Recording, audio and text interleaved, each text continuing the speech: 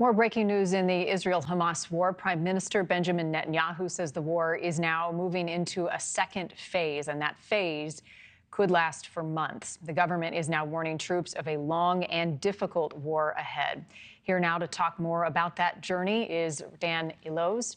He is a member of the Knesset. Dan, thank you for being with us once again. I appreciate your time. The government's response to Hamas's attack and the weeks that have followed has been described by some as disorganized and chaotic. Your response to that? I mean, I know that the pundits like to try and speak about the political side of things, but I have to be very honest. Israel is incredibly united right now. It's incredibly united behind the army, first of all, and also behind the unity government that we have that includes parts that were once adversaries that came together for this military action, for this war that we're facing right now.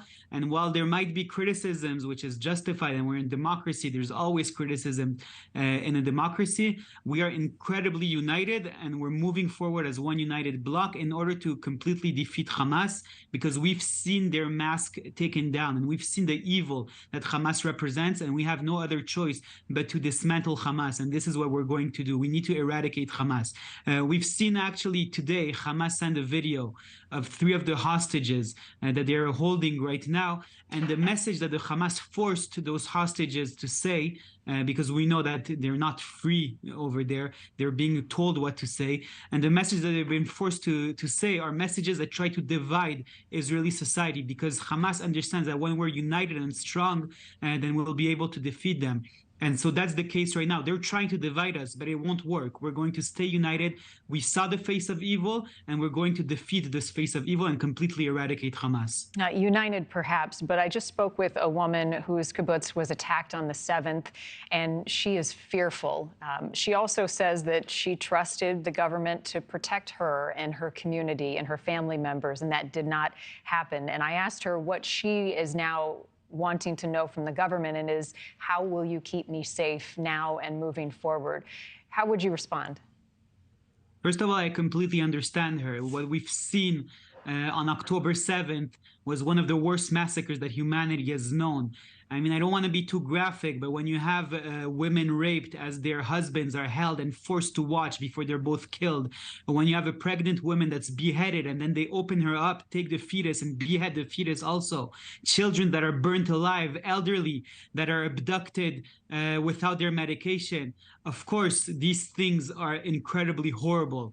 And it's our job as a government to make sure that the people of Israel know that they can be safe again. The only way we can do that is by eradicating this evil regime, Hamas, which exists in Gaza. And we have to do it, not because we like war or things like that, but because we care about the safety of our citizens. You know, in Israel, everyone is a soldier. We have mandatory army service. And so we all know the heavy price of war. We don't want war. We run away from war. We don't want it. But when we need to fight, when we see the face of evil and we know that we have no other choice but to eradicate this evil, then that's exactly what we do. And that's the case right now. There's no middle ground between Israel and Hamas. As I've heard many in the media try to find some middle ground, there's no middle ground. Hamas is pure evil. It's as if you're talking about the Nazis or as if you're talking about ISIS. It's these types of evil regimes that need to be simply eradicated. And just like in the Second World War, no one asked to find a middle ground between the Nazis and the Western world, or no one with ISIS tried to find a middle ground between Europe and ISIS. It was very clear who the good guys and who the bad guys were. So too here with Hamas. We've seen the face of evil and we'll have to eradicate it in order for our people to be safe, to be able to return to this feeling of safety, and also for the good of the free world, to make sure that the whole world knows that this type of terrorist action isn't something that's accepted. You mentioned, Dan, the hostages a moment ago and some of the new video that's been released. Are you optimistic any more will be released, and the status of their well-being right now as we hear talks about a possible exchange with Palestinian prisoners being held in Israel? So I have to be honest, I don't trust the Palestinians.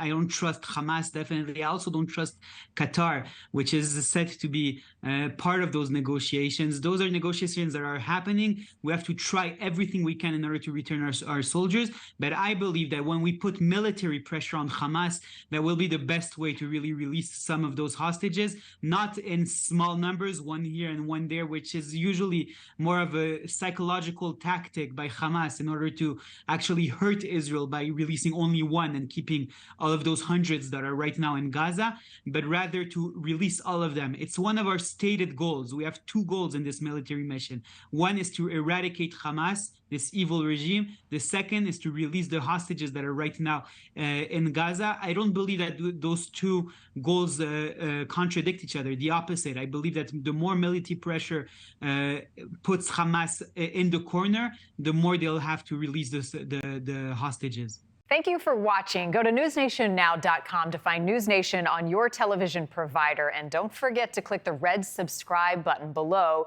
to get more of NewsNation's fact-driven, unbiased coverage.